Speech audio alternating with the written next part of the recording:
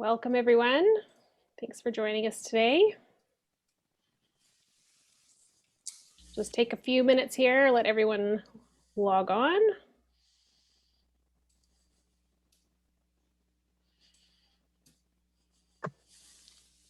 Welcome. Feel free to introduce yourself in the chat. Tell us where you're calling in from or dialing in from or whatever the correct terminology is.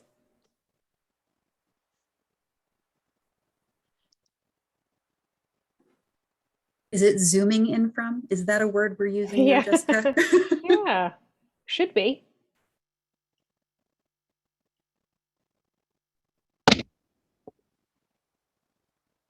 right, we've got 33 attendees. We'll just give it a few more minutes here for people to join. Welcome, everyone.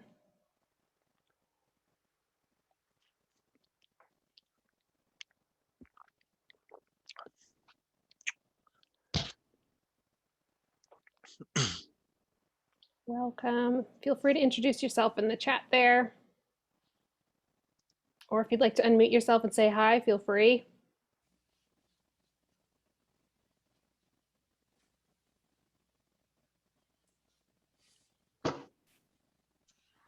Hi. Hi, Catherine. Nice to see you. Looking forward to the presentation, Dr. Lawrie. Oh, thank you. We'll see about that. It's going to be great. Yeah, I've got very high expectations. Oh, they're stroking me so bad here. They're trying to, they think I haven't done this before, and who knows. My only concern is sticking to a time frame that allows enough interaction and questions. That's my only concern. I'm sure we can do that.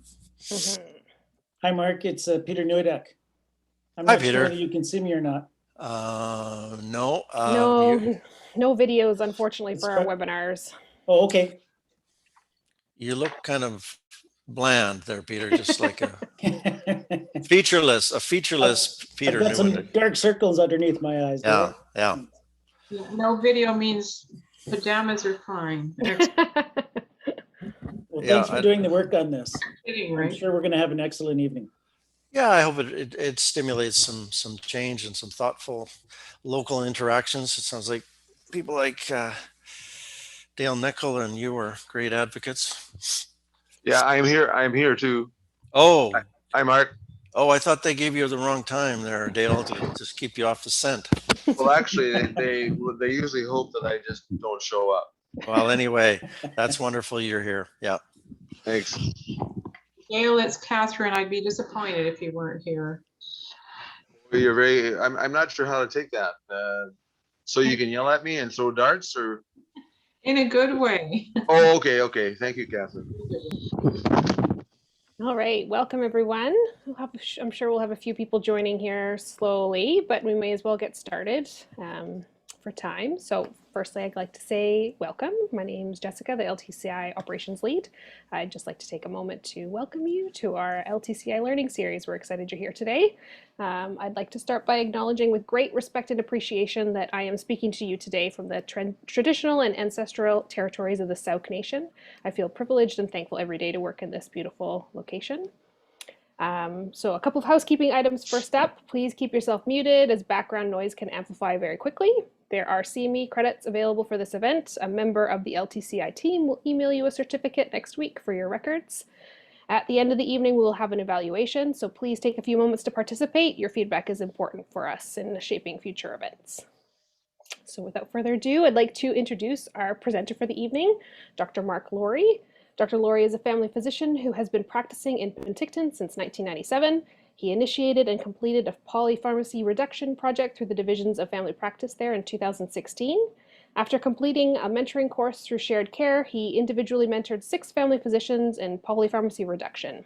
Following his mentorship, Dr. Lawrie worked extensively with Shared Care BC around polypharmacy reduction and gave presentations all across our province.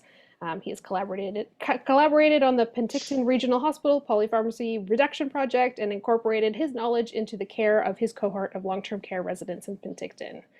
Dr. Lawrie likes to focus on practical ideas, working through challenges, and building confidence and competency. So thank you again, Dr. Lawrie, for speaking to our group today. So without further ado. Thank you so much. I'm honored to be able to help you today. I understand I may have been referred to you by Chris Rauscher, a pharmacologist, a physician who I worked with in shared care, and I appreciate that. And I also did speak with Dale and Peter, and we formulated some of the ideas around tonight. So the original topic I was given was medication management and reduction. I've chosen to add in there, AKA deprescribing and rational prescribing. I tend to think of the word deprescribing instead of medication management. So let's go to the next slide. I have no disclaimers and conflicts. And next slide, please. So, Alana, did you want to take over this, or have we? I will. Thank you so much, Dr. Lawrie. So I am just going to be entering something into chat, everyone. I know we have a couple of people on the phone, so I will be saying this next part as slowly as I can. Thank you for joining, everyone. Today, we are going to be using Slido as a tool that will run live polls and collect questions from the audience. Please use the chat for chat and put your questions for Dr. Lawrie in Slido. I've placed a link in the chat, so you can use that, or you can use a QR code that is on your screen now. If you've not used Slido before, it's very straightforward. Please either use your cell phone or open up an internet browser and go to sli.do or slido.com. The website will have a big blue box with the question, joining as a participant. Please enter the code in the space beside and press the blue arrow to proceed. Please don't close Slido during the presentation. We'll be using it throughout. And if you have questions for Dr. Lawrie, please use the audience Q&A section of Slido to submit your questions and vote on questions you'd like to have answered. Your vote on Slido, you do that by clicking a little thumbs up button right next to the question that you like. All questions are anonymous unless you add your name yourself, and you absolutely do not need to. That about sums it up, Dr. Lawrie, so I'm going to hand it back to you. Well, that's cool. I just heard about this app about 10 days ago, and so I'm really excited to see how it works, because in this format where I'm talking into the void, I like to get you people involved as listeners and attendees. So we'll start off by using Slido for those who are already on. Can you indicate, next slide, what is the mix of the people here by profession? So can you enter into the Slido word cloud your profession, be it an RN, LPN, nurse's aide, physician, pharmacist, specialist, if we can get that started. There we go. And you'll notice what happens is the more people in a certain category, the bigger the words. So if there are more family docs, the size gets bigger. And we're hoping to see, just as a kind of team building approach here. All right. Wow.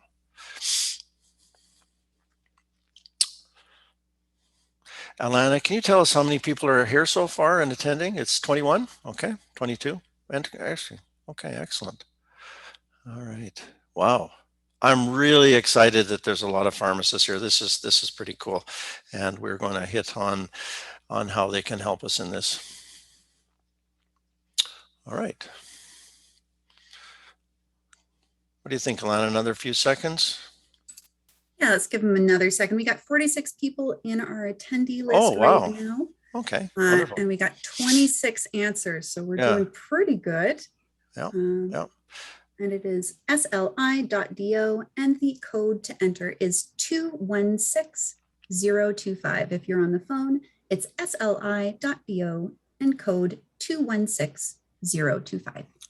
If we can get this sorted out now, then we'll be saving time later, and we'll be able to get you all involved and giving us your feedback. Well, this is very helpful. I'm really kind of impressed how this format works. Operations, that must be someone in the head office or something. All right. Okay. Wow. That's really good. As we wait for it to load a little bit more, I really am hoping that this talk, while it is generally biased towards physicians, it will have hopefully something for everyone to kind of understand how we think about these problems as physicians, and how we're going to rely on all members of the health team for support in our decision making around deprescribing or medication management. This is really critical that we all see this as a health team based effort. Okay. All right. We might want to roll on here because I think I've got a fair bit of content and I really do want to see. So we've got at least 32 people figured out how to, 33 to figure out how to use Slido. Interesting. Wow. Well, that looks like we have about the majority of people. So Yeah. would you like me to move on? Yeah, move to the next slide, please. Okay, so tonight's agenda isn't as complicated as it looks, but basically we've done the Slido introduction. Of course, with the CME event, I want to give you some good learning objectives, 3 of them that we'll use as a framework for what we go through. And then at the end, we'll review those learning objectives, and hopefully we met some of them for you, or hopefully all 3 of them. I'll go through the 3 main terms that we use, that I use frequently when I'm thinking about this topic, which are polypharmacy, what it is, deprescribing, what it is, what it isn't, and frailty, which forms a basis for a lot of what we do. I'm a little disappointed tonight. I had arranged a video clip from The Good, Bad, and the Ugly, Clint Eastwood movie as a cautionary tale around kind of what deprescribing is and isn't, but we'll see the video and we can play off that as well. Following that, I'll go into what really should be a kind of a formal and a systematic deprescribing process that is kind of recognized by a number of authors as being reasonable. Then we'll do some question and answering because there will be some content, some fairly heavy content there. And following that, we'll start to slide into 3 cases, as many as we can. We'll go through Stanley to start with. We'll cover, following this, barriers, pitfalls, and challenges, and resources that can get you through the difficult spots and add to your quality of deprescribing. We'll do some more question and answer as it sees fit. So I'm going to really rely on you guys giving me what you need for questions, and we will, through Slido, be able to rate these by the attendees' preferences. So what the attendees see as the top 3 questions are what we're going to get, and Alana is going to help me sort through those. We can finish with a case on a lady named Edna if we have time. We'll review the learning objectives, and then we'll do a wrap-up kind of discussion, and then a little bit of talk, and then a few takeaway tips, and then I'll open the questions up again, and hopefully we can do potentially some open mic if there's not too many long-winded people out there. So I'm looking forward to that. So next slide, please. So what's in this for you? And most people, most adults attending a talk want to know ahead of time what's in it for them. You may have tried to figure out what's in it for you. Hopefully you've had a little chance to reflect about what you might want to know about this topic.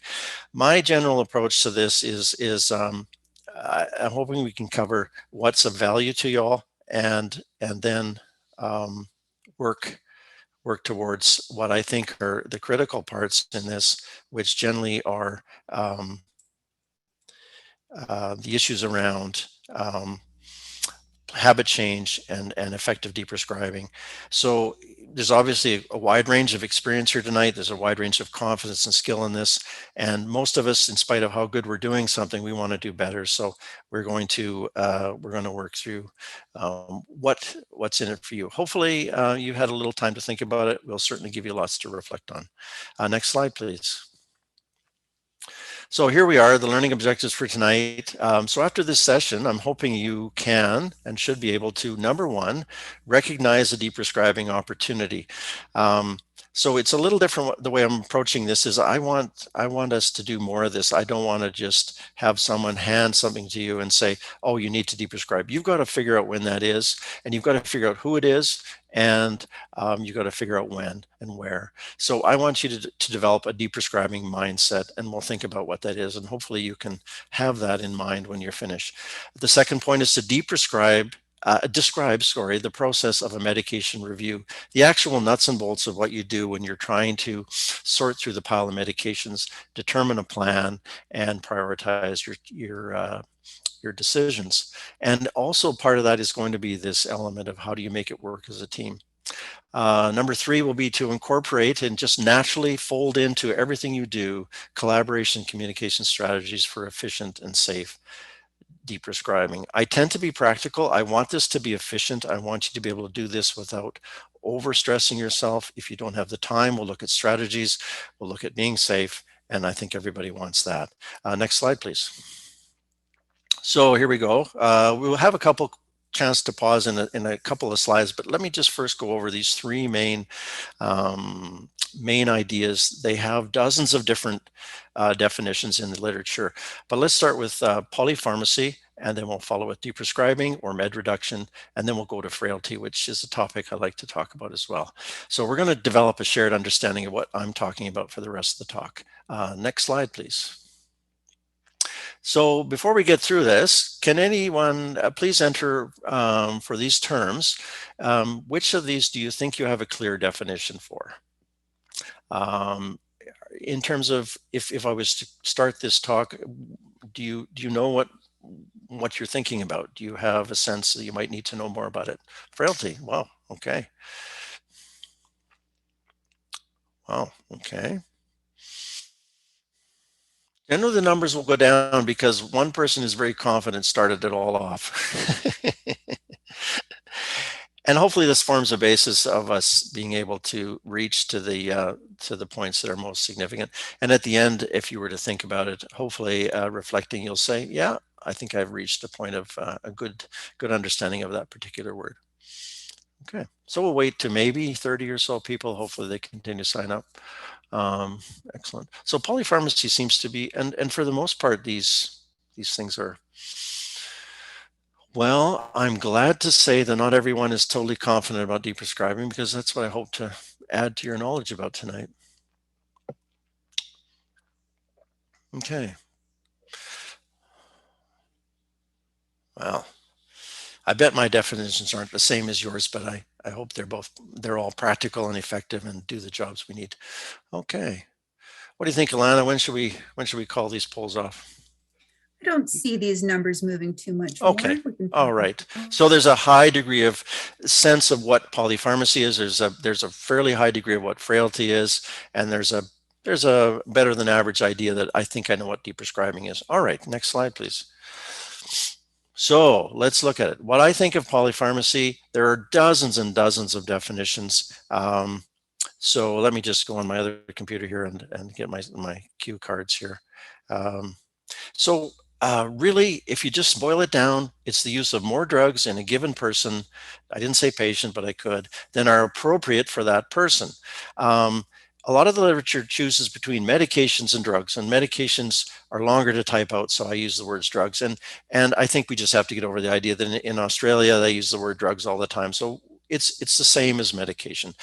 So what is appropriate? I highlighted that because appropriateness is central to what we're going to do. And what we're talking about is a patient-centered process that finally, in some ways like palliative care in general, gives us a chance to connect with our patients in a more meaningful way and develop some great conversations. So it's a very simple definition. I haven't included numbers. You'll find all sorts of things like that, but I could easily, and I'm sure many of you could, describe a patient in which one medication is harmful, and that would be polypharmacy. So unfortunately for many adults, it's far more than that. So next slide, please. So here's the one that people are just a little bit less confident of, and I'll give you the practical definition first, because the practical definition is nice and simple. It sort of has two different ones, but I put them together. Then I'll give you the long-winded full definition from Ian Scott in Australia. But let's start with number one: achieving better health outcomes for older people through reducing medication. So very simple. We're trying to improve the health of these people.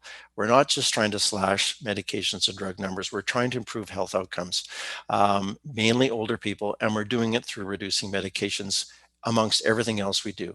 The second definition, which is similar, is stopping as many non-life-saving drugs as possible with approval of the patient and family. So here we are more confident again that this is a patient-centered activity. Both of them talk about reducing medications, and they place the benefit on more symptom control and life-saving than non-life-saving medication should be stopped. So let's look at the long-winded discussion. The definition next, please. So this is Ian Scott. If you ever want to read a really good paper, it's 2015 JAMA, Ian Scott of Australia. Great thing. Everybody seems to cite his process of deprescribing. So, but he gave it a lot of thought. So what he calls in the long version, which you need to think about when you're using the short version, is deprescribing is the systematic process, not a single act, of identifying and discontinuing drugs in instances in which existing or potential harms outweigh the existing or potential benefits within the context of an individual patient's care goals, current level of functioning, life expectancy, values, and preferences.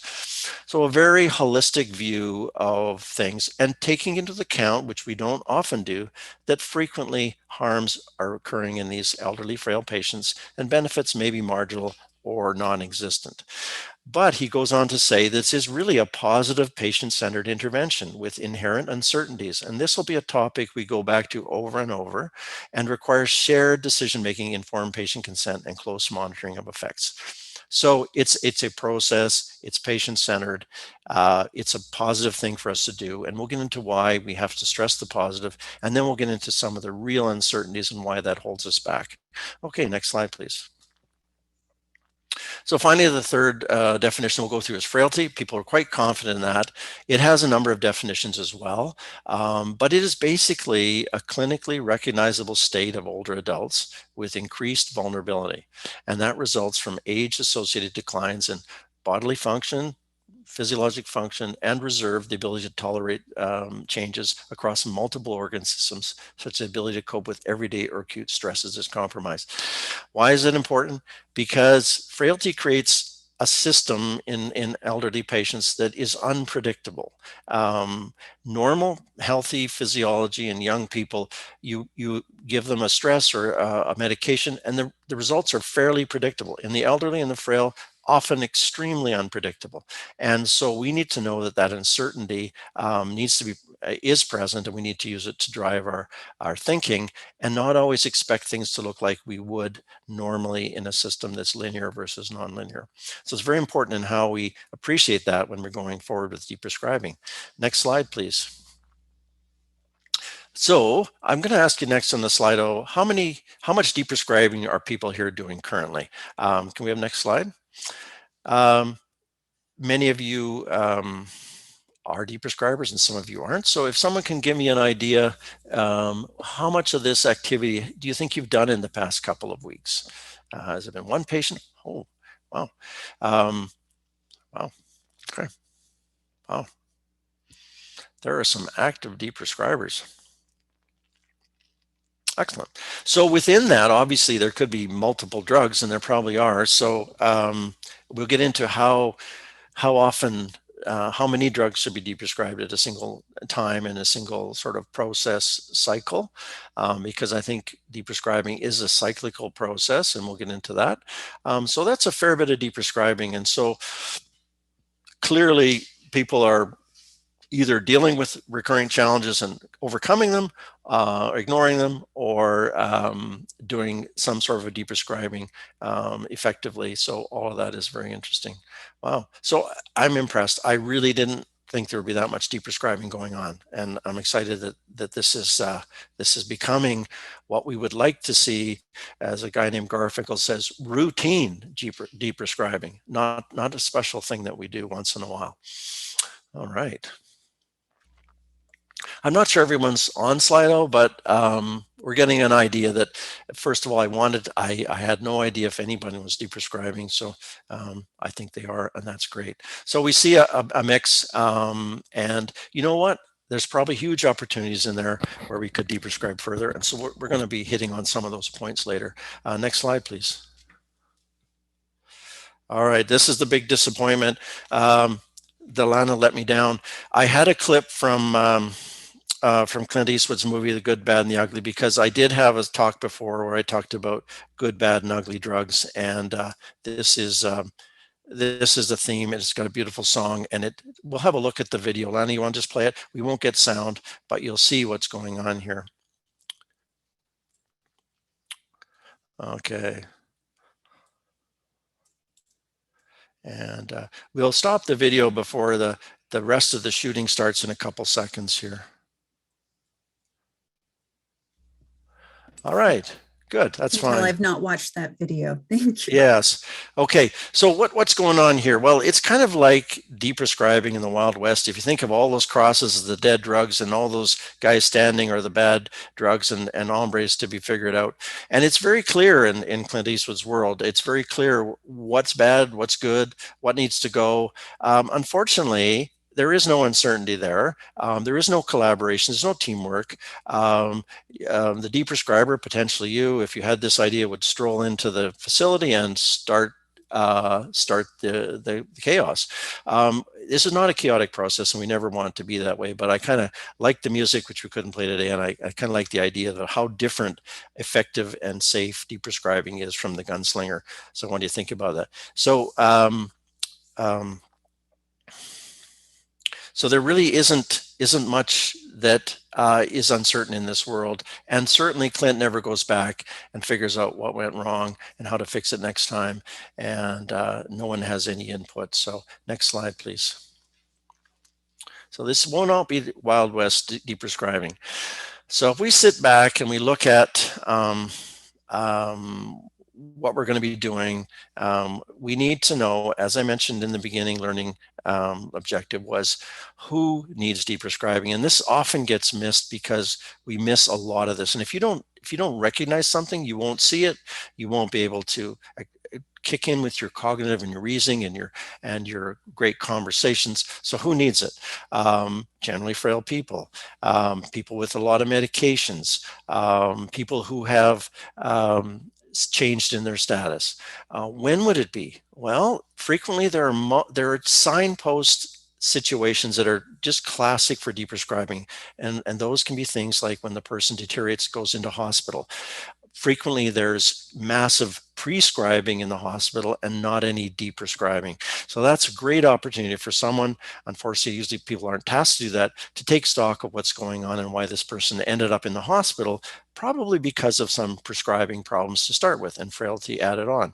And then where? So transition to hospital, transition to nursing home, transition from hospital back home, transitions from home to the nursing home. All these transitions are wonderful chances to deprescribe, and they can be done in your office, which I'm starting to do more, but there's a whole set of challenges there, and we'll get into why that might be more. But this should be done across the care spectrum wherever you are. How do I deprescribe effectively? Once I figure out, oh, I see a couple of bad actors, I see a couple of drug cascades, I see someone who's frail and not doing well, I think there may be something wrong. How do I actually do that effectively, which in my words means practically with the time you have, with the resources you have, and building it confidently so you can be more and more independent, but never like Clint Eastwood, you're always working with a team. And why is this important? It's because people do better. It's safe. They get more time with care staff. They're not choking down 25 pills a day, and evidence is that outcomes are improved. And you get a huge benefit as a family physician and care worker, that you get these wonderful conversations that start to mean a lot more, and you're finally engaged in what's really helping these patients. Next slide, please. Okay, so this is Ian Scott's 5-step deprescribing process, the how of what we do. It's a little wordy, bear with me. We'll get some questions coming after that, but it basically is a good overview of what you're doing, and if you're doing it now, you'll be confirming that. If you're not sure, this is a kind of a good way to look at it. Next slide, please. Scott? Hello? Hello, we're looking at something different there. Okay, so excuse me there.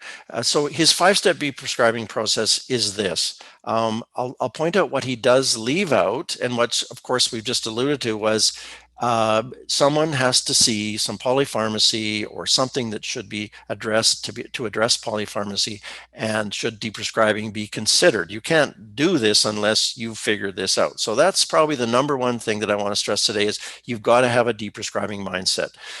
Secondly, which is at the center of all this, is who is this particular person we're deprescribing for? Because if you don't really have a good at least a superficial understanding, you can't really make this thing work effectively. So you've got to spend a little time. We'll go through that and what it is you might need to know to then start the deprescribing effectively. This is not reviewing a list of drugs in isolation. It's reviewing a person, their clinical course, understanding their wishes and values, and then putting it together with the drug list and then coming up with some practical solutions and then doing it all over again. So the first thing is find a good drug list. You've got to have something that's complete, medications at home, everything. If they're going to a facility, it's often easier because someone's already done the work for you. Your pharmacist, your key friend has already been there. Why are they taking these pills? Can you find any reasons or rationale or not? Here's once again where you'll often have lousy handover information, poor discharge or not existent discharge summaries, or they come late. You've got to act with what you've got and try your best, but don't always have to spend a lot of time justifying, because in the end, we'll see it doesn't always matter. Secondly, you've got to look at how risky does this look? Is this like 30 pills in this little old lady? Is it a few pills that seem reasonable? How much effort am I going to have to do and how urgently? Then you kind of look with Scott's little ranking system we'll go through as what might be the priority to start the process. All of the drugs in his ranking should be deprescribed, but some are more obviously important than others. And so it gives you a little framework to fall back on. And once you've done this, and you'll see what happens is many of the drugs will receive the same kind of preference for getting rid of, but then you have to prioritize. You have to start somewhere. You can't stop them all at once. And so you have to think about that. And then once you get going and you've had your plan and your discussions, you monitor and you repeat the process. Next slide, please. So as I said, this is a little bit heavy here. We'll get into some easier waters in a couple of cases very shortly. So, so Scott says, right here's his article, assessing the order of drugs to stop and 1 to 4. So once again, all of these drugs should be stopped if they are part of this net. This is kind of like a sieve or a net or a focused look at the medications in turn. And while you start with a gestalt kind of impression with the patient and the drugs, and after your experience, you go, I think I know where I'm going with this. It does help to make sure when you're starting out that you do have a process you can repeat until it becomes second nature, because that's how we learn best. We have to practice something consciously, and then as we get good results, it's much easier. So I don't do this. I don't do this consciously on patients. I think I do it intuitively now. I've done it often enough, and you'll reach that point too. So number one is no benefit at all of this drug. No reason to be on it. It's a bad drug, should be never used in this case, or it's part of this drug cascade, which we should go over eventually about what that is. Secondly, is it potentially harmful now or in the future? You have to be a little bit of a detective and think about this person who's generally getting frailer, sicker, and maybe this drug is not good now or ever, or it used to be okay, but no longer. And this is an interesting one that a lot of the time happens, and we'll illustrate it in our cases, that someone's been treated for something which is no longer present, but the drug stays on. The drug has not been given a best before date. The drug has been continued. No one's questioned it. The patient thinks they need it, and the disease is stabilized, and these things are not needed anymore. So that's often the case in the long-term care patients. And fourth is preventive drugs, which are trying to prevent an illness complication 5-10 years ahead, which in our case is rarely pertinent. So these all should be stopped, but generally you would start with the number 1, 2, 3, and 4 in a systematic process. Next slide, please. So I've distilled this for myself, and this is, I think, something that hopefully I have tattooed on the inside of my arm, but basically I think the most important question to ask yourself when assessing a single drug for deprescribing is a self-reflective question, but given all that I know about this person in this condition with these goals of care at this time, would I prescribe this drug now? And it kind of sets you back off when you look at these lists and you realize No, I certainly wouldn't. Or, man, I actually changed this last night and I didn't give it to Lana in time, but I added in at this dose. So there are situations where you need to consider the dosage as well as the drug. And I think if you ask that when you're not sure, and turn it around if you can to when you prescribe a drug too in these people. If you look at it this way, would I prescribe this now as opposed to deeper? So this is trying to get you to deprescribe. But whenever you write that script, should I prescribe this drug in this person this time? Because then you maybe not feed the beast of over prescribing and polypharmacy. As we go along, we need to be better prescribers, and when we change things, not add to polypharmacy. Next slide. Okay, what's this? So we have reached a slide with questions, and we have not had any audience Q&A submitted yet. Okay. So if anyone wants to, you must be enthralled. So at this point, I want to ask you to be reflective and think about what at this point may have been cause for reflection, or something that you feel is different from what you would expect to have occurred, or a different definition or a different approach. We need to have that so that I know what some of your needs are. There are several other slides where we can stop and answer questions, so we're ready to go for that. No questions yet, Lana? Okay, a resounding silence. Okay, well, let's carry on then. Okay, here we go. The rubber's going to hit the road.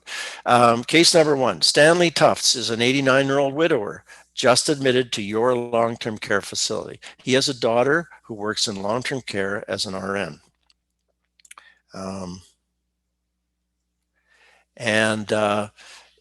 Stanley's being transferred after being discharged from the hospital for a fractured hip he had 4 weeks ago.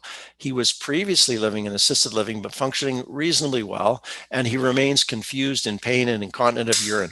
And you are going to be his MRP. This is written from the point of a physician, but you could also be, as a care aide, an RN, nurse practitioner, someone thinking about this person coming into your work life. And you would be part of this whole process, which I want you to be very much encouraged to be a part of. Next slide, please. Whoa, here we go. Okay, so this is kind of how my mind works, and this is how I think we can work through this process. I did pull this out. I did count it up. I pulled it out, and holy mackerel. There is a concept called pill burden, which is how many pills people choke down a day, and nobody likes feeding pills to people, and people don't like taking them. But Stanley's taking 23 pills a day, 644 pills a month, 8,372 pills a year.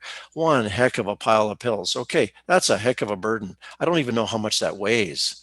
Probably pounds. Okay, so when I look at the list, Stanley's new, so I have to do several things. One that I've mentioned is we have to know who Stanley is. Who am I dealing with?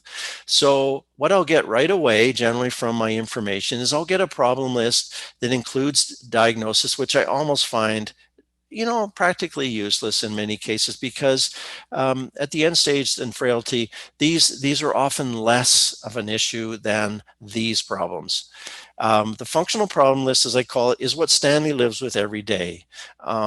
This is what affects his quality of life. This is what all the people around him are dealing with. And these are the problems that are either related to polypharmacy, frailty, and certainly exacerbated by medications and drug cascades. So unfortunately, poor Stanley, who was reasonably well, he's falling, he's unsteady, he can't eat very well, he's nauseated, he's constipated, he's got to take laxatives, he can't hold his urine, he can't even get to the bathroom, he's so stiff and sore. He's drowsy, he's got poor oral health, which we'll go through because he's on meds that dry his mouth out, he's dry as a chip, his oral health starts to deteriorate, and he still has some residual pain from his fractured hip. Okay, so part of this talk, this slide is to show that I'm kind of assembling these things in my brain. I'm assembling what's going on here that affects Stanley and what I'm generally going to focus on when I deprescribe. What could be reasons that I could possibly connect this list to this. Is there something I connect to that? Is there a reason there's there? And then I also connect that over to here, and bingo, there's usually many connections between here and here that you can make. Now, you don't have to be right, but you just have to figure there's probably a connection. And once you do that, you're more inclined to act and get rid of the inertia. Oh, by the way, doctor, his urine's smelly. Do we send a CNS? So they also throw that at you. And I go, no, thank you. Let's give him some water and fluids, and I'll recheck that. So I'm not going to make changes right away. I'm not going to overreact. So let's look at. So I've done this. I've met Stanley. The other thing I've done is he did have a family member who worked in long-term care. So one of the things is about collaborating and communication, and that means good discussions with staff, family, your colleagues, your pharmacists. And when you have someone who's, of course, involved in the healthcare field as a family member, it's always a bit of a warning for us to make sure we're extra careful. And we always should be this careful, but sometimes we can't overlook the fact that this person may have some knowledge and more concerns than we're aware of. So we have to be careful. So I engaged. So part of this process, I see Stanley, I examine him, brief cursory exam. It's not much to do. We can tell in a minute generally what's going on. You do a brief neurological, cardiac. You look at the vitals. What's not on here is his blood work, his creatinine, blood sugar, and a few things that you need to know that are important. And then I'm starting to go, and as I see Stanley, I've already looked at this, and then I get more information from the staff, because I may or may not do this right away, but if Stanley's been there a week or two, or the medications are on hold, on holdover until then I can go to the staff and say, I know he just arrived. How's it going? Are these problems still there? And then they'll often tell me about more problems, and then that's useful. So then I'm kind of prepared with knowing what's going on to start making these connections and looking at it. So if we start at the top, you'll find when you review meds, there's often there's a lot of commonality. So unfortunately, we tend to almost overdo the same medications over and over. So let's put it this way. Stanley was doing fairly well. And the big thing also is, what happened to this guy? What was the clinical course? Was this slow, gradual decline? In most cases, it's an abrupt change that brought them to needing more care. So he had an abrupt change with the fractured hip, ended up in hospital, and it all went sideways at that point. So Stanley reacted like a lot of frail elderly people. He got in a delirium. He was in pain after his surgery. He was in a foreign environment. He was very anxious. He missed everyone. He became somewhat depressed, and he was agitated. So what happened? Amitriptyline was added because someone thought he had some neuropathic pain, and let's give him that at bedtime, and maybe he'll sleep better. He seemed to be nauseated. The amitriptyline was making him feel sick, so they added domperidone. And guess what? That's part of a drug cascade. They give him high doses and frequently. Okay, and this is a big one for a little old man. They gave him donepezil because he wasn't sleeping well. He was confused from these drugs that we've just mentioned. So maybe he did have a little dementia, so put him on a dementia drug. Well, guess what? The side effects from these drugs, anticholinergic effects, wipe out the effects of donepezil, and that can be very nauseating anyway. So we've already found drugs that could make a lot of Stanley's symptoms present or worse. And I'm just going down here, and I haven't even really barely started, and I already know I've got to make a change here. Ibuprofen was given for his pain, 400 milligrams every 8 hours. Once again, a fairly big dose, just consistent, nothing reflecting what he needed. You've got to remember that in the elderly and the frail, drug doses can be a quarter to a half of what we usually use, and they'll often work quite well. And lansoprazole, something for acid. Well, that was given because he was on this drug and his stomach was upset, so they gave him that. He was still restless because they weren't treating his pain, so they added lorazepam at bedtime. So people were trying to help Stanley. They were adding things here and there, and they were helping his symptoms, but they didn't step back and look at what they were doing and how they were prescribing. And a huge polypharmacy problem was created. So he was lonely and anxious. They decided to put him on an antidepressant. He did have a brief episode of atrial fibrillation during the surgery, and so someone suggested warfarin to prevent strokes was indicated. He continued to have some pain, so Tylenol with codeine was added. and it was given as needed. Codeine is extremely constipating and contributes to all the effects of these drugs to add to Stanley's constipation. So of course he had to be given a laxative because he was constipated. So we've created a constipation, given him a laxative, that's a drug cascade. He was having peeing, he's had prostatic hypertrophy for years, but they kind of bumped it up to a fairly high dose for an older man. And guess what? That can cause him to fall, get him dizzy, drop his blood pressure. And because of the stress of his illness, he had transient high blood sugars and was put on a fairly dangerous diabetes drug, which is notorious for causing low blood sugars. So you can see how this was built following symptoms, following an effort to try to improve Stanley, but really not appreciating that everything was going sideways. Now, what happened is that Stanley, of course, was basically in a chemical straitjacket. He couldn't get up to pee, so of course he was incontinent.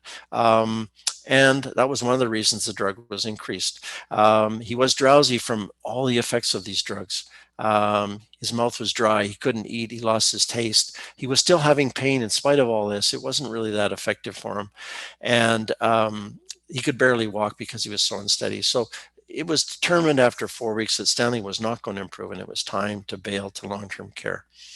Now, I would argue potentially that if Stanley had not had this escalation of his medications and was reasonably assessed, and had maybe some of these things been addressed sooner, he might have been able to rehabilitate, head home. But as it was, and often is the case with acute stress in the frail elderly, the outcome is different than you'd expect. And the outcome was that he could not recover.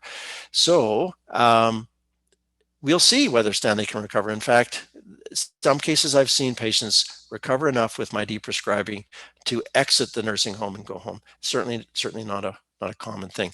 So in the diagnosis, we should mention that someone was bright enough to put frailty. They don't usually do that. It's a real diagnosis. We should put it there. We should think about it.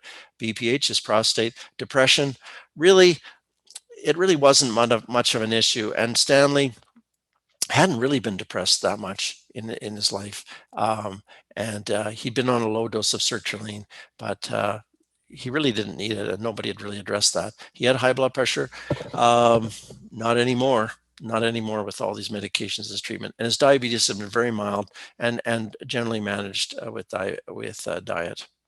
Okay, next slide, please. So that's how I kind of think through things. And then we'll go through, and so I ranked them. I ranked the drugs. I found a bunch of them. When you rank the drugs, you'll find it doesn't really matter that you get a bunch of ones or a bunch of twos or a bunch of threes. They're just signals for you to consider, and you know they're going to be priorities, and then you have to prioritize and go from there. So that's the way to go. I think we're doing okay for time, Alana, hopefully. Okay, so so what we eventually reduced them down to in about 6 to 8 weeks was acetaminophen, 500 milligrams 3 times a day, tamsulosin at bedtime, because he felt he was able to do better with that, and the melatonin 6 milligrams at bedtime. More importantly, though, Stanley is walking with assistance. He is quite frail, and it took a lot out of him, so he is not going to be able to manage independently. But he is eating better. He's gaining weight. He's enjoying his food. He's got a lot less pain. He is not stiff from all the medications. He isn't that mentally affected, and the Nepazil was not missed when we stopped it. His daughter, more importantly, has finally seen her father being talked to about his medication, and they're both extremely happy that this was addressed. In fact, one of the worries that people have, and there's ways to overcome it, is that when you ask patients about cutting medications, most of them want to do it. Most of the family want to do it. Most of the care staff want to do it. They don't like, most of the nurses in the nursing homes want to do it. Most of the pharmacists would rather see that because it makes their job immensely more complicated. Everyone is invested in this. So deprescribing is something that's very, very popular with people. It's just often important that the MRP, the deprescriber, is the one who recognizes it, initiates it, and elicits the help of the team for improved results. Next, so this was a good result, but Stanley never got home, and maybe he wouldn't have after fractured hip anyway. Next slide. Okay, so this guy Garfinkel has written for a long time. I just read his most recent article, and his point is, why aren't we doing this? Why aren't we doing more deprescribing? We've had a lot of experience with this. This concept's been out for over 10 years, and it isn't that long ago that we started about deprescribing. I believe it was 2003. It hits the literature, but okay, we should be doing this. We know it's safe. We know it works. We know people like it. Why aren't we doing it? And so he thinks we should be doing this routinely, which I agree with. And he said, interesting, the main obstacle to routine deprescribing is the psychological difficulty that we have involved in making complex treatment decisions in the face of uncertainty. So there we are again. We don't know what's going to happen in these frail systems and these frail people. And it's hard for us to sometimes reverse years or decades of prescribing habits and belief in medications, which the patients share. And when we come to the conversations about deprescribing, if we don't do it carefully, we're going to hit the landmines of things like, he was told by the cardiologist this was forever. You're giving up on my dad, are you? You want him to die sooner? So these are things we feel, but we also feel it deeply that we can always justify in most of our minds, a reason for a drug to be in a certain drug list. But is it appropriate? Is it right for that person that's sitting in front of you? Is that what really we're doing? And then, especially in long-term care, when we really want to palliate more than prevent, I think we have to take a look at this. So, this occurs in patient-family interactions. It occurs in the physician themselves, in the care team. I find a lot of nurses and care aides need education, and we all need education on the benefits of some of the medications we're using, particularly the psychotropic medications and the value that's placed in there. And so we need to have discussions as we deprescribe to ensure everyone kind of understands what's going on. And finally, the medical culture really recommends following guidelines in prescribing. There aren't any really good deprescribing guidelines, and there may never be, but that doesn't stop us from acting safely. So other things that may bother some of those in the audience more than anything here, if you're psychologically totally fine with this, are you sure it's safe? Yes, it is. Time and time again, it's been proven. Do you have enough time to do this? Well, it can be a little bit time consuming if you do it right sometimes. Are you prepared for those difficult conversations? Do you have a script in your head? Are you good at it? Are you prepared to listen and work through a few things to avoid bulldozing through and ending up like Clint Eastwood with the whole devastating effects and no chance to get back to where you were? Have you been subject to some negative outcomes in your deprescribing that sort of set you back and thought, oh God, I shouldn't do that? Those can be overcome, and those are learning points. They're really good. And it's nice to run into them because, when you deprescribe in a facility, it's the safest place to do it. They have 24-hour monitoring. They have staff that can report to you, and you're likely to be far more successful. Do you need some more information? Some of that we're giving you tonight. There's many ways to get information, and we can go through that. Next slide. Okay, so we're getting close to another case and some questions. So what happens when, did we miss a slide on, no, we got the barriers. Okay, so what happens to people when they have barriers? In particular, this Garfinkel looks at doctors, and there's a group in Europe that studied deprescribing, and they're trying to figure out how the heck to get us to do this more. And what they came up with is this feeling of uncertainty in family physicians who are doing almost all of this, unfortunately, because we could be helped a lot by our specialist colleagues, is it can lead to a feeling of being frustrated and powerless because this problem is what it is. It's complex, and there are no clear guidelines. So sometimes we feel trapped, and I feel that sometimes, that I kind of know what I should be doing. I just don't always feel that I can get through it. I can tell you, I had a talk with someone today, and he's a cowboy. He's a 80-year-old guy, skinny little guy with a belt buckle on. And George and I were talking, and I look after his wife who'd had a stroke. And I remember when she came, she was on quite a few medications. And so it's not often that I've done really good work as deprescribing in the community patients, but I'm doing better, and it's now my focus. So George says, at the end of the conversation, you know what I really like about you, doc? And I said, what? He says, when my wife came to you, she was on a lot of medications. And you told her that you were going to try to get her off a lot of those medications, and you did it. And she is so much better. And I just need to thank you for that. And so that is extremely powerful and encouraging for all of us. And you get those things and you're ready to roll for a long time, because you realize you've done some really good work. And that was with some conversations and a person who initially was quite uneasy about that. Okay, so we want to get you feeling untrapped. We want to get you feeling that there are ways through this, and to feel confident and achieve some success for your patients, your care team, and everyone involved. Next slide, please. So I'd just like to ask the crowd if we can do another word cloud. What do you think, if you look into your soul deeply, what do you think is your number one barrier to being a more confident and effective deprescriber? So there's two elements to that. Pick one. Confidence would be, what would it take so that I would feel that I know what I'm doing more, I'm safer. And what does effective mean to you? How would you make it timely? How would you make it so that you can, not run into some unexpected things? All right. All right. I love it. These are exactly what I face all the time. Oh, here we go. Oh, nobody worries about knowledge or drug withdrawal effects or all the technical stuff? No, not really. Oh, wow. Oh, is this your family or the patient's family? I think it must be the patient's family. Wow. Wow. There you go. There we go. Withdrawal effects. That's a good one. Some safety issues. Yeah. Mm-hmm. Wow. We'll wait a few more seconds. These are some things I didn't. Right. Okay. Alana, can they click on one if they agree with it, or do they have to put their own in?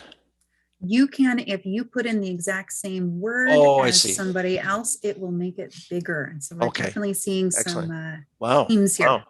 Wow. Yeah, no, absolutely. Fear of a negative outcome, rarely, that's nice. Family concerns, education of yourself or the staff or someone. Right.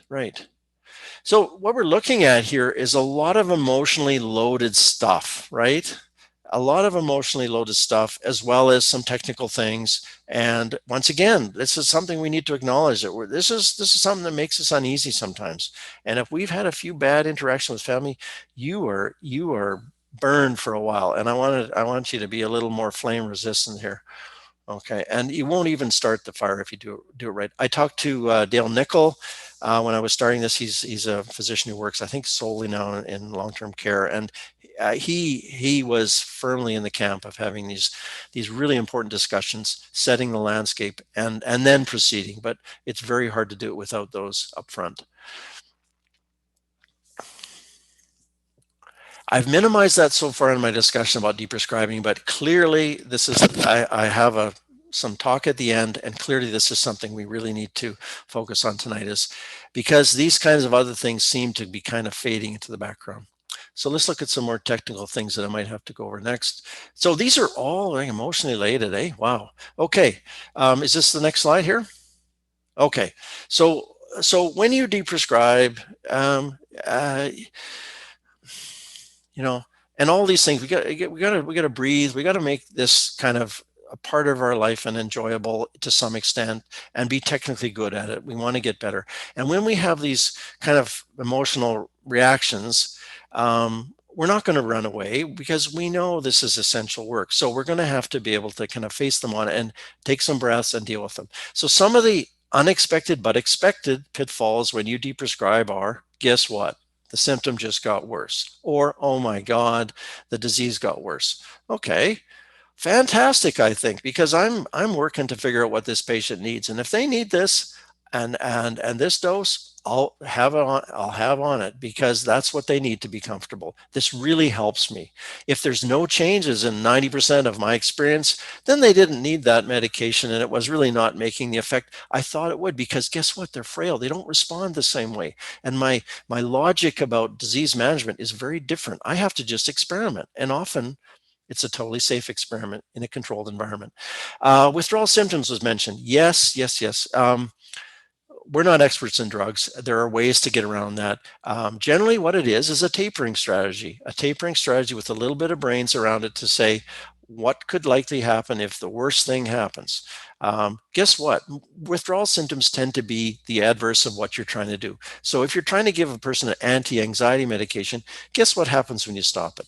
They get anxious. You're trying to give an antidepressant. Guess what happens? They get anxious. You're trying to give a psychotropic. Guess what? They go a bit squirrely. You're trying to reduce an antihypertensive. Yes, they'll get hypertensive, or possibly. So, I mean, it's kind of logical, but some of these are not explainable because of, once again, the nonlinear complex Frail system. You'll get funny things sometimes, but a lot of these are worked out. You'll learn them. You can find them. We'll talk about that, and you can get through them. Here's the one that is probably the worst for me, is when I just go ahead and someone's not around, so I just go ahead and make some changes. Well, then it kind of blows up a bit, and I have to go back, and I have to re-listen to the family. I have to recommit them to what I'm doing. And so this is kind of increasing my effort. I call it wrestling instead of dancing. I want to be dancing. I don't want to be working too hard. And I don't think the families want to be working too hard. Monitoring oversights. You haven't paid enough attention to what to look for. Watch the blood sugar this, check the pain this for the next, whatever you're trying to monitor as an outcome to see if you've done some good. You want to improve their life, and you want to make sure what you've done hasn't caused harm. Sometimes we go a little too fast, a little too quickly, easy to do sometimes when you get kind of comfortable, or sometimes we're way too cautious and the person is not benefiting soon enough. Remember, a lot of these people don't have that long to live, and we should be trying to make whatever months and weeks they have as good as we can. Okay. Next slide. We'll go over how to deal with some of those pitfalls. So I want to just have an idea that if you want to be a better prescriber after today's talk, can you kind of indicate for us on this slide your kind of level of confidence? You might have picked up something so far, or you might have a germ of an idea. I am going to go through some of that emotional content stuff that's really critical for this audience, and I want to make sure that that we kind of give you something to hang on to, because that is the nut for a lot of people, the most difficult part. All right.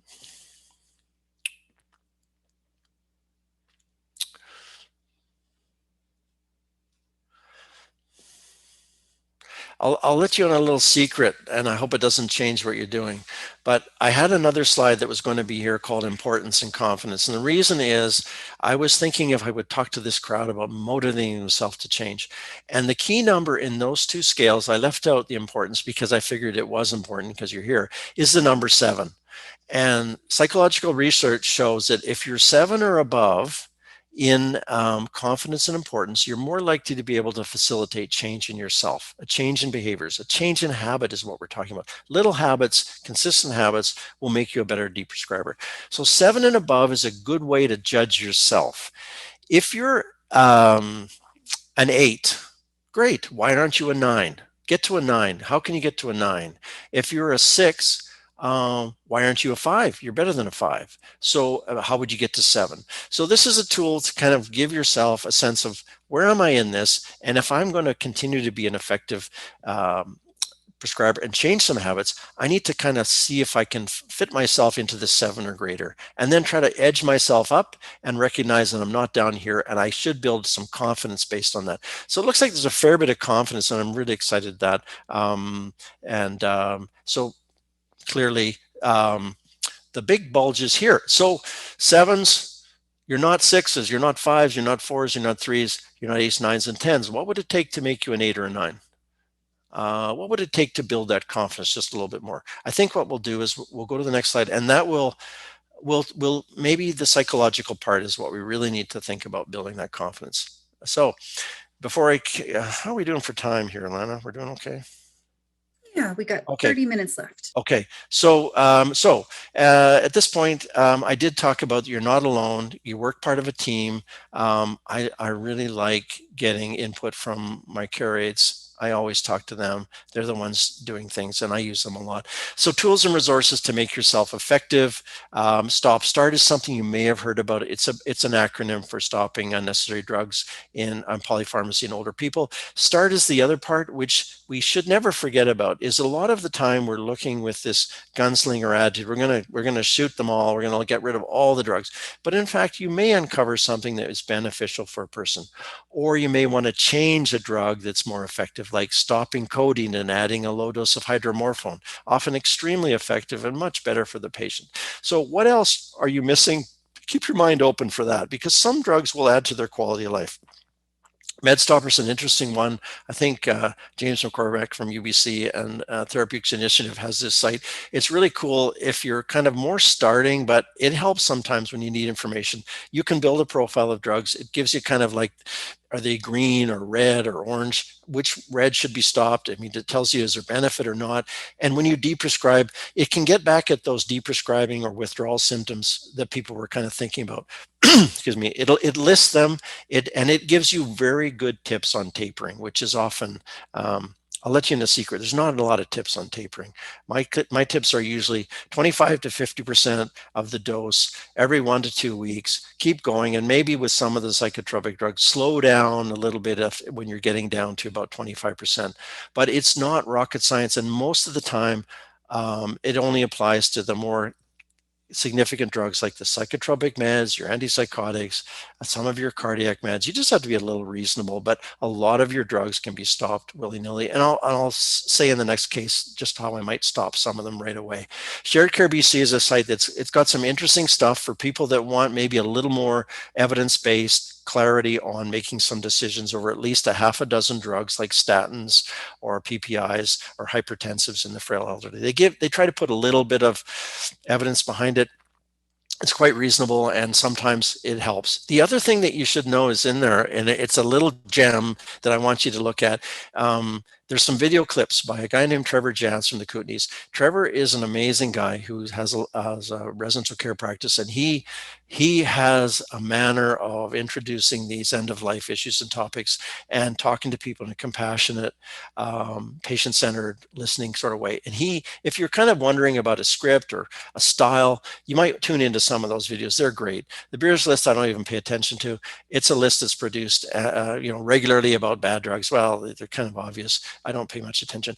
The thing I did in my slide, which unfortunately Alana didn't get today, was I put the pharmacists at the top of the list. I think they should be way up here, maybe up here. Pharmacists are completely underestimated and underappreciated and underutilized for their roles in polypharmacy assessment and deprescribing. Use your pharmacist. In the hospital as a clinical pharmacist, when we did our work in the hospital for acute care deprescribing, I was amazed at how much these guys knew.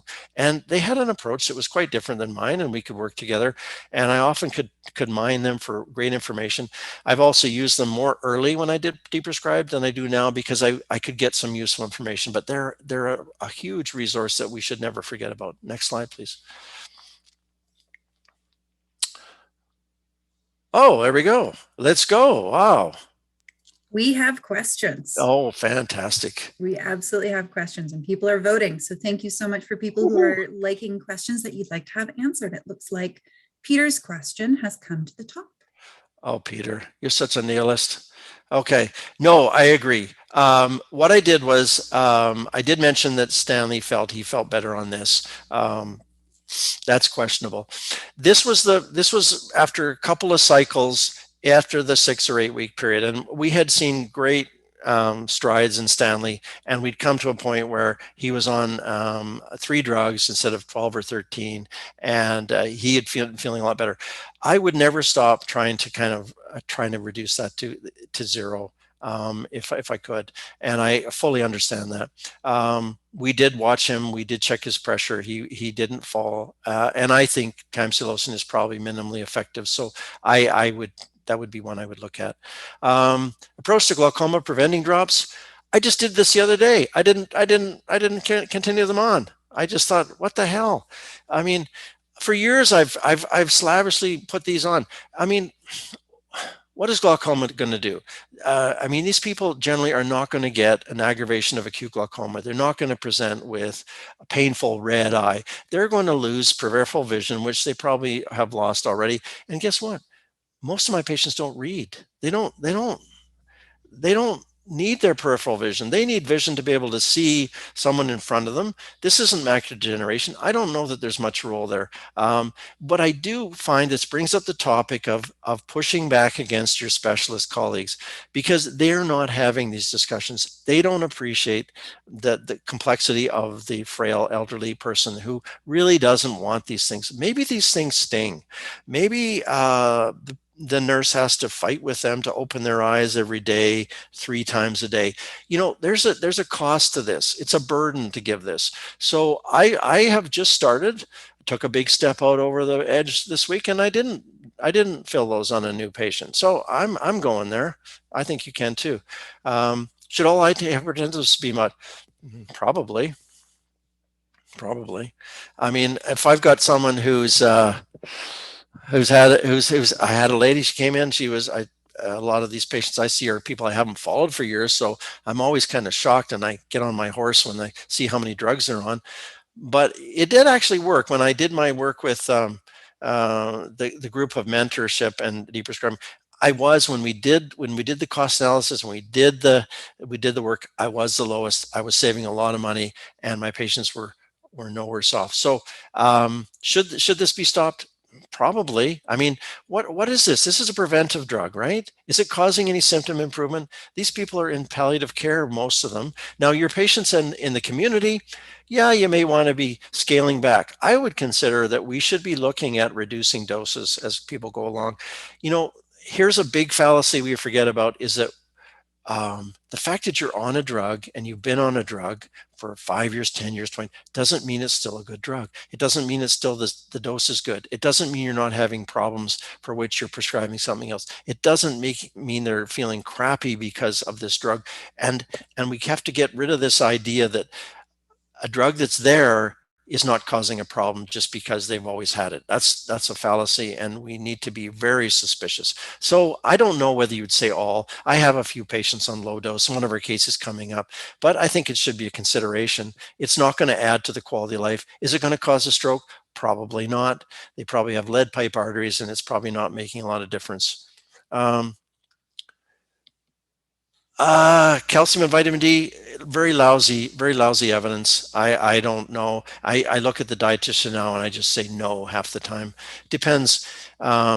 Sometimes a discussion with the family and the patient. If they're on minimal doses of things, hardly anything, then maybe that's reasonable. But a lot of our patients are minimally active. Their fall risk sometimes even isn't that good because they don't even walk. They just get lifted into a wheelchair. Am I going to add a constipating medication and another pill for them to swallow? Maybe not. So I'm more and more inclined to not include those. B12, I don't think I added at all in long-term care. Okay, I'm just going to pause us there real quick, just because I will say, Dr. Lawrie, we have a number of questions that are coming in. Okay. Do you want to put those to a next slide coming up? All right. So we will come back to these questions, everybody. All right. Okay. So what I'm getting from this so far is a little bit of what we call therapeutic nihilism. Why bother with anything? I think that's something I don't want to do. But I think I do individualize, and yes, I have patients on a few drugs here and there. I do not take it as a goal or a failure if I have not eliminated all the drugs. I think part of that is an ongoing conversation, comfort. Sometimes I will accede to some of the staff's wishes depending on what they really sincerely need. So let's go look at another case. Alice is 95. She's newly admitted to your nursing home from hospital, and she was admitted there because of a fractured pelvis from a fall. She was there for 6 weeks. Things went wrong. She just could not get back to assisted living. She's more confused. Now, she didn't have any family, so she lived with her friends in this assisted living, and they were her support.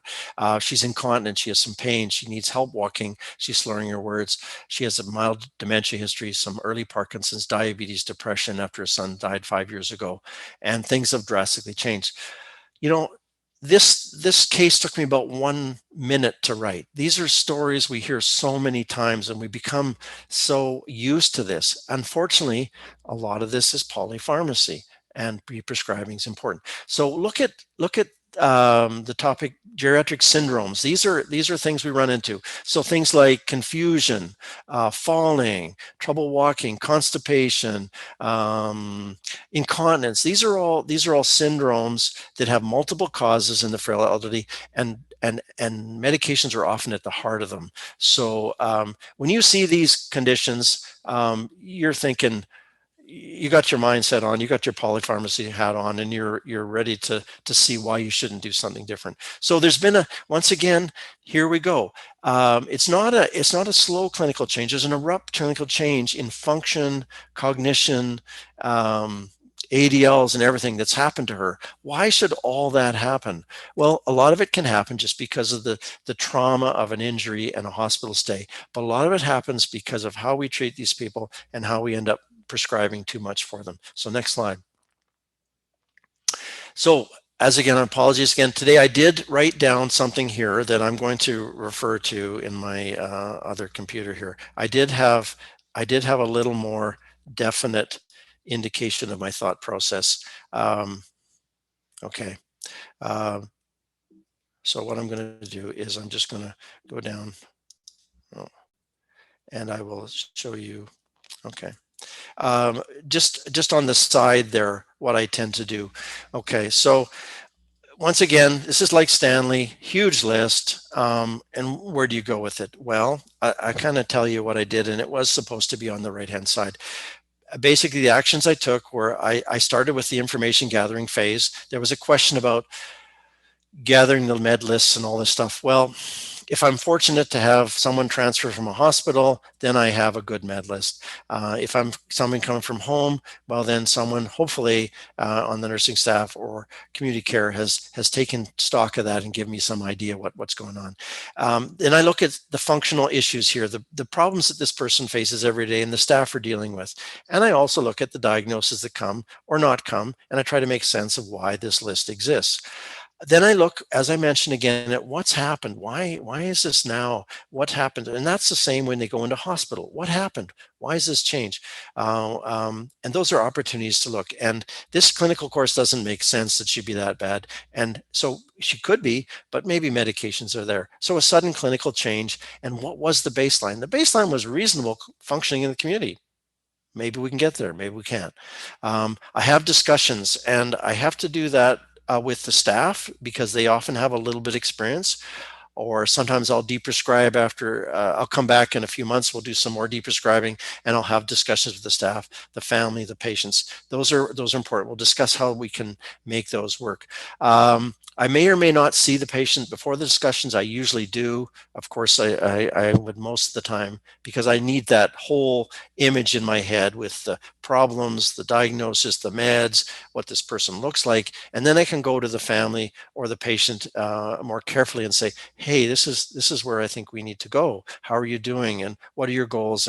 And how can I help make this stay here for you as good as possible? And you know what? This may be the first time that anyone ever's talked about them about stopping a single medication. And it's very, very critical. So if you look at Stanley, you'll see he's on a diabetic medication. He's on several psychotropic meds. He's on a olanzapine, which is an antipsychotic, because, no, I'm sorry, Alice. Alice got squirrely in the hospital too. She got a delirium, and of course she was sedated, but a lot of that was pain, and that was missed. And so she's been put on an antipsychotic, which, guess what, is extremely bad for Parkinson's. So her Parkinson's got worse. Okay. She was given, once again, a nice drug that people use in the community, Tylenol number 3, codeine, a very constipating, unreliable drug. Codeine is not a pain reliever.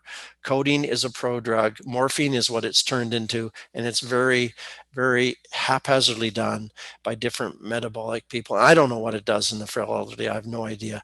I have enough trouble with it in my young patients. So I use hydromorphone as my go-to medication for pain when I'm beyond Tylenol. I try to avoid anti-inflammatories for all sorts of reasons. She was on citalopram again, but you know what? She hadn't been depressed for a long, long time, but that was continued and never questioned when she was in the hospital. So the hospital chance to question medications wasn't taken advantage of, but the hospital opportunity to increase them certainly was. She's on metformin, which is a reasonable drug sometimes in older people, provided they have out of control blood sugars, which a lot of them don't, and we can tolerate things like that. She was on calcium and vitamin D. They got started. She was on lactulose because of her constipating drugs, and she was also given, which is a big bugbear of mine, several PRN medications. So olanzapine was given on the file from the hospital as intramuscular or subcutaneous. Well, it's much more powerful when you give these drugs subcutaneously. So, and that was given as a PRN. Who decides when that person needs it? I have a real problem with PRN medications for behavioral problems, and I try to avoid them like the plague. I may sometimes have these things go very briefly, but I try to get on to regular medications, and I get reports, and I act quickly, and I give them a week or 2 weeks or whatever it is, so that nobody's hanging out there, nobody's stressed, and they can always call me and I can make changes. But I try to get off PRNs as much as I can. I find that patients are not able to give the feedback of when they need something. Our staff need to be able to read pain, and we need to be responding. So I would not give lorazepam, PRN, olanzapine. I would see if she's still squirrely, I'll come and see her and we'll sort it out. And there may be a transition period where these medications can be tapered. So what did I see for her? Well, I saw a lot of connections I could make between all her problems, and I thought the psychotropic medications were the baddest actors to start with. Also note, I believe she's taking a medication 4 times a day. Maybe I can cut that down to 3. Are the doses right? Big doses, I would never give subcutaneous. I would be trying to avoid PRNs at all costs. I would have people document the behaviors. I ask often for pain assessments, DOS records. What is it called? Where they behavioral records, so I can see what's going on. We can make connections. Sometimes it's just one staff person that doesn't know how to handle it, and then one person that does. And so I try to get all input there. So glyburide, bad drug, hypotension. Zopiclone, who knows? Try to get off that. Citalopram, I don't think she needs it. Metformin, maybe for a while. We'll see what happens to her blood sugars. We got a lab she's in. We can monitor. We can do testing. We can 24-hour evaluation. We're going to be safe.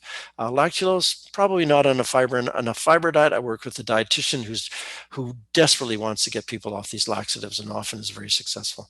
Hydromorphone, yeah, it's a good idea for pain, but I would use it orally and not subcutaneous, and I would get rid of the codeine and see what we can do. So we had discussions. There were, had to lay out that Alice had changed.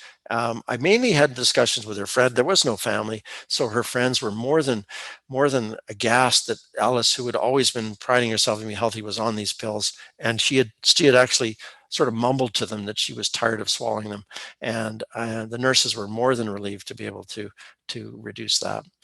One of the ways to get really impressed with this, in our facilities, they come in packages. And so when you unroll the package, you can see the huge list of medications that these people on. Very motivating. Okay. All right. So we'll go through that. And then I think maybe we should go to the next slide and then possibly start some more questions. So what I got Alice down to was some Tylenol, some vitamin D because she really wanted it. Lactulose was getting cut down. Her diet was improving. She had a little bit of hydromorphone because she really couldn't sleep that well because of pain at night. We cut down the levodopa, carbidopa. Her Parkinson's was really kind of minimal. She didn't really have diabetes and needing treatment. Blood sugars were 8 to 12. I let it go. She had no problems. And we're going to, once again, as Peter pointed out, maybe revisit this and continue to kind of taper her down. I'm not convinced that she needs levodopa, and I think we can probably improve her bowels. And this is kind of academic. And then this could be potentially, she could ask us, now that she's able to communicate, for PRN dosing. Okay.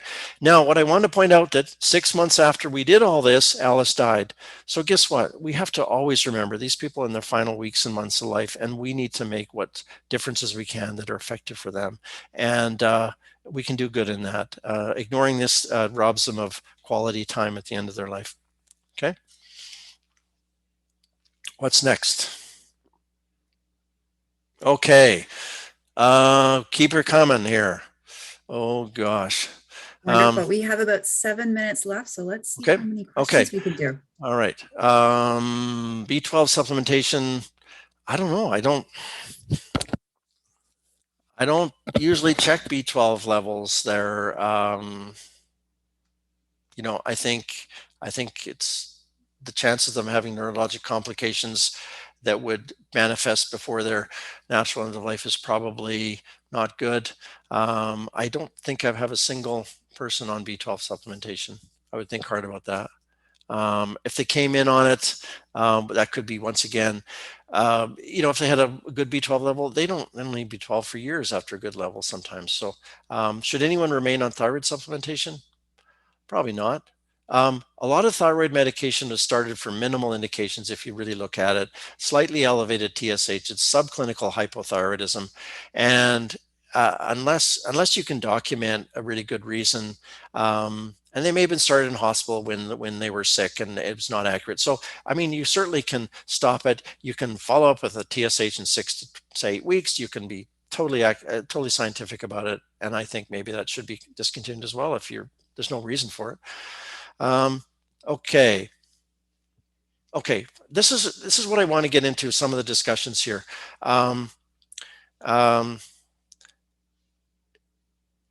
We do spend a lot of effort building people up with the benefits of medication, and you know, this is going to be more of a challenge, and I don't often go this way in my community patients because they're often fairly well and they're functioning and they want a few more years out of a nursing home. I think if you cross the threshold of frailty into a nursing home, I think all bets are off for me.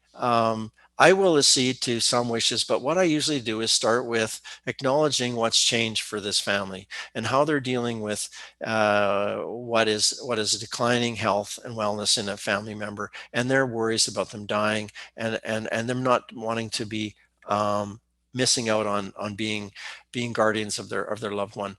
So once that's sort of aired and listened to carefully, they're often more than willing to proceed to kind of, well, let's look at how we can potentially improve the quality of your mother's last year or two here, because we're assuming that's, and you know these medications, they're good for younger, healthier patients to prevent illness and keep people going, but your mom no longer is at this level. So really the benefits for these are probably past. So I think there's indications for stopping all of these. I think you have to be smart about this though, and occasionally someone is a little bit resistant who may know something, and I will roll with it. I will do my best to paint the picture and understanding what their resistance is. And in most cases, you can overcome that. Occasionally, I'll back off because I don't want to work too hard. I don't want to wrestle. And I may go back later and have another discussion later. So these aren't always one-time discussions, but most people are reasonable. And once they understand what's going on and they become comfortable and they see the environment their family members are now, they're kind of, it's a shock and they need to deal with that shock. And taking away these things without some good discussion is dangerous. Pneumococcal and tetanus vaccine. Yeah, I mean, I knew someone was going to start asking me all these things and I don't know. I think it's really questionable, as Dale Nickel was talking to me about all these vaccines we're looking at and all this treatment and flu treatments and things. I'm not one that kind of sticks my neck out and makes really strong recommendations. So I would say, I mean, I think you could be justified in not doing those quite easily. I don't think we know enough about the benefits, and I think tetanus is so rare. What are we poking them for another thing they're never going to get? Use of statins, Probably very little benefit depending on the situation. One talk I went to said, think of it, you got a young person, they've got like cottage cheese in their arteries from all their lipids, but when they're 90, they're calcified. It's a different physiology. I think a lot of these people should be stopped. The statins are notoriously a problem in pain, and who knows what else they do in that frail system. We don't know what these things do. We know what they should do in a young person. We don't know. Do I spend time looking for pre-acute admission drug lists? Pre-acute admission. You mean to find out what they were on maybe before we totally prescribe them. If I have a family physician I can get a hold of, but you've got to start where you are. And if you can't find a rationale back to why this list exists, you should think about changing it. A lot of those diagnoses, they kind of fall away at this point. And you just go on what that person looks like, what their functional abilities are, and you're not really worried about preventing hypertensive stroke or something like that in most of these cases. Most of these people are not that well, and they're not going to be around to enjoy the benefit of that. I think it's always reasonable if you're doing a negative, which is potentially, I don't know if it's always necessary. I think it's probably reasonable practice not to put them through this. The benefits are so minimal. I don't know whether you get pushback from anyone if you do this, but I would certainly always err on the side. If I knew I had some families I just got to talk to every time I make a single change, they're just want to be involved, and they're totally fine with it. And I wouldn't say always, but I think if you feel that this is a potential landmine for you, go ahead. Okay. Okay. Do we have any time for any more slides, or we got another minute? I will let Jessica, as the timekeeper, speak. Because I've got to just do my big wind up here. Yeah, keep going if everyone's. Okay, a couple more slides. Just to sort of finish up here. We won't do Edna. Very similar cases. This is a case that had a very protective husband, and so we had to figure out how to negotiate. And that was an important conversation for him. Next slide. Very similar drugs, similar situations. Keep going.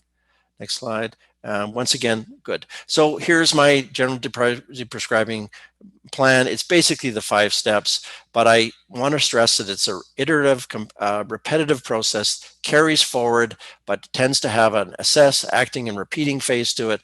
And always remember, we're going to do it again. We're going to monitor. We may not make all the changes that we want to.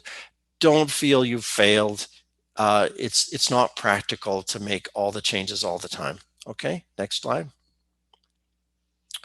So once again, this communication thing, if you're talking to someone and you're getting resistance, it doesn't feel right, you're starting to wrestle instead of dance, you're not understanding enough about the values, feelings, and goals on the other side. Take a couple of breaths, get off your horse. Don't try to justify why you think statins have to be stopped. Just come and listen to what they appreciate about medications. Are you giving up hope? Are you supporting them? Are you on their side? Are you on their father's or mother's side? And then very commonly, this disagreement will melt away. You'll talk on a heart-based level, and then you can flip into cognitive left brain level with them once you understand what's going on. You just have to think about that. And these conversations, whenever you feel it's hard work, stop, take a breath, and go, I don't know enough about what the other person's thinking. I need to be a little more compassionate and do a better listening job. It doesn't take more than a minute or two. You can do it on the phone. It's amazing. Once you just take the time, what comes out? You give them a little open-ended question. How are you feeling about your mom's decline? What do you think's ahead? When she gets worse, here's what I think we're going to do. Okay, next slide. Trevor Jans is great to look at. So once again, hopefully you'll be able to start recognizing the opportunities better. You'll have a mindset on, you'll have this turned on all the time, but you'll have opportunities where you definitely notice it and you can do it. You'll have a sense of how the process works. and that you need a plan that has to be communicated. I didn't talk too much about communicating to the staff. Your orders should communicate what's necessary. How frequent, how often do you want to be called? When do you want to be called?